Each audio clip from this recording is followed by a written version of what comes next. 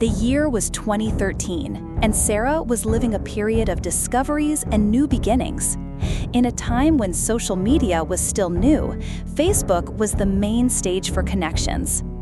It was through friends that she met Mark, a man who soon charmed her with his reserved and mysterious demeanor. The relationship evolved quickly, and Mark even mentioned wanting to introduce her to his family, in addition to wanting to meet hers.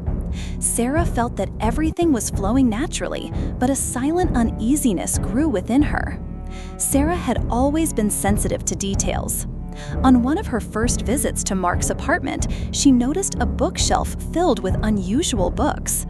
One of them in particular made her uncomfortable, the Book of Saint Cyprian. It was an ancient volume with a dark cover and a worn appearance that evoked memories of scary stories told by her uncle. The other books, with strange titles and symbols, seemed equally disturbing. The atmosphere, previously welcoming, now seemed charged with a different energy. Besides the books, another of Mark's habits began to draw Sarah's attention. Every Thursday night, he would disappear without explanation. It wasn't the kind of absence that suggested infidelity, but something deeper, as if he were hiding a dark secret. Sarah tried to ignore it, but her curiosity and discomfort only grew. One night, driven by a mixture of intuition and unease, Sarah decided to follow Mark. She left work early and parked her car near his building, waiting patiently. Hours passed slowly, and nothing happened. The apartment light remained on, and Sarah began to question her own sanity. Was she overreacting? Maybe Mark just liked to be alone, reading or watching shows, but something kept her from leaving. Around 10:40 p.m., Mark finally left the house. He was dressed all in black with a cap that hid part of his face. Sarah felt a chill run down her spine. She decided to follow him, keeping enough distance not to be noticed. The route was strange, empty streets, poor lighting, until Mark entered the gate of the old Willow Creek Municipal Cemetery, a place with free access but avoided by almost everyone at night. Sarah hesitated, but curiosity prevailed. She followed Mark into the cemetery, trying not to make any noise. The atmosphere was oppressive. The smell of damp earth and dead flowers mixed with the cold night wind. Mark walked among the graves with firm steps, holding the Book of Saint Cyprian close to his chest. The scene that unfolded before Sarah was disturbing. Mark seemed to be looking for something specific among the graves. He would stop, observe, read small plaques, until he finally paused before a marble mausoleum, one of those that rise above the ground. With calculated movements, he removed the lid of the mausoleum and, after some effort, opened the coffin inside. The smell that escaped was unbearable. Sarah, hidden behind a tombstone, fought against nausea. The body laid there was that of a woman, still dressed in funeral clothes, in the early stages of decomposition. Mark, without hesitation, removed the body and placed it on the marble beside him, as if it were an operating table. The horror increased with each passing second. Mark opened the Book of Saint Cyprian and began to recite prayers in a low voice, first in Portuguese, then in a language Sarah didn't recognize. The tone was solemn, almost hypnotic, and the surrounding atmosphere seemed to grow even heavier. Sarah felt her heart race, cold sweat trickling down her back.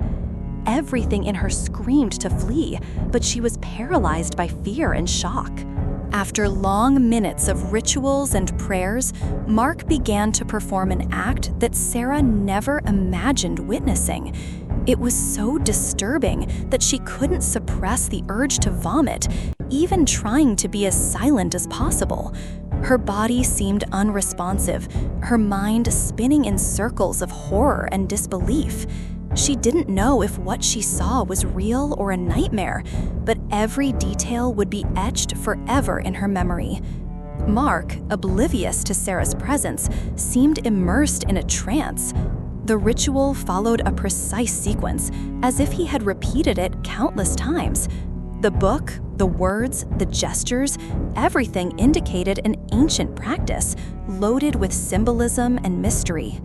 Sarah, in turn, felt increasingly disgusted, not only with Mark, but with herself for having once trusted him.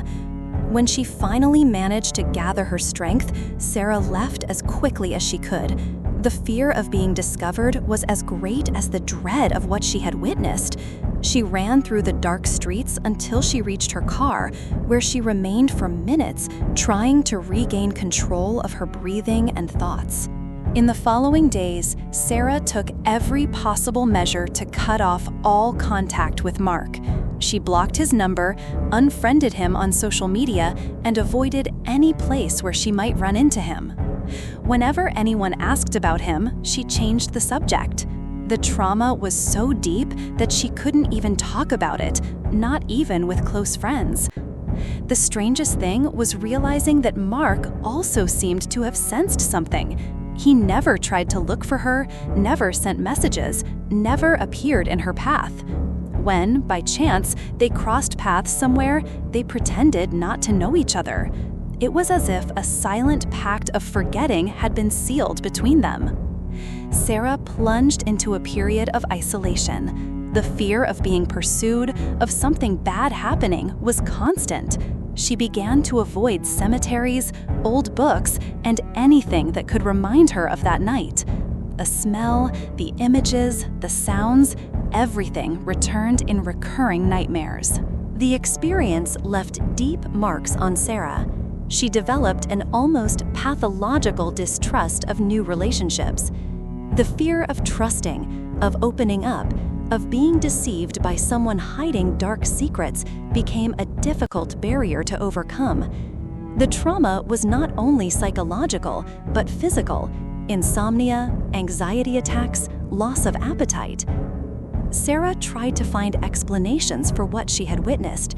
She researched the Book of Saint Cyprian, ancient rituals, and occult practices.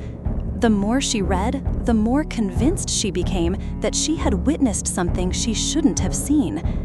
The fear of attracting the attention of unknown forces prevented her from delving deeper. It was as if, by seeking answers, she risked being drawn back into that dark universe. Time passed, but the feeling of being watched never completely left her. Small signs, a book out of place, a fallen object, a strange dream, were enough to reignite the panic. Sarah learned to live with the fear, but she never truly overcame it. Sarah's life went on, but the past never ceased to haunt her. She moved to another city, changed jobs, made new friends, but the shadow of that night in Willow Creek Cemetery accompanied her like a silent specter. Her relationship with her family also changed. Sarah became more reserved, less willing to share feelings or experiences. At times, she thought of seeking professional help, but the fear of not being believed was greater.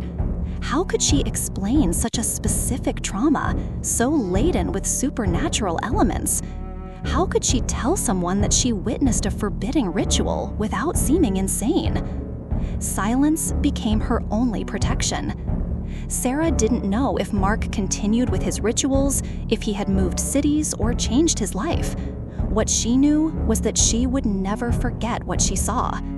The memory was a constant reminder of the dangers of blindly trusting people, of ignoring warning signs, of letting curiosity lead you to the brink.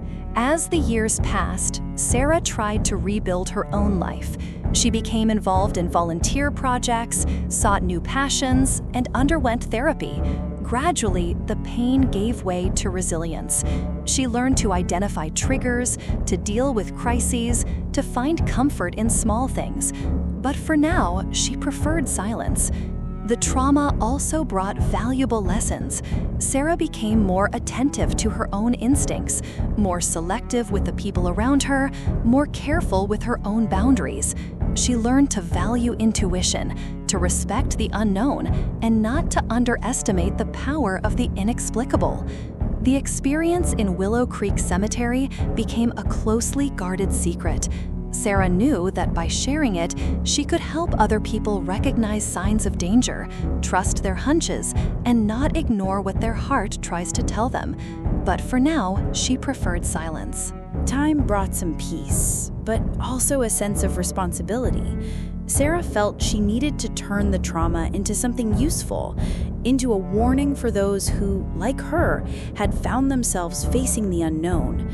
She began to write about traumatic experiences, to research the impact of fear on people's lives, to study the relationship between the supernatural and the psychological.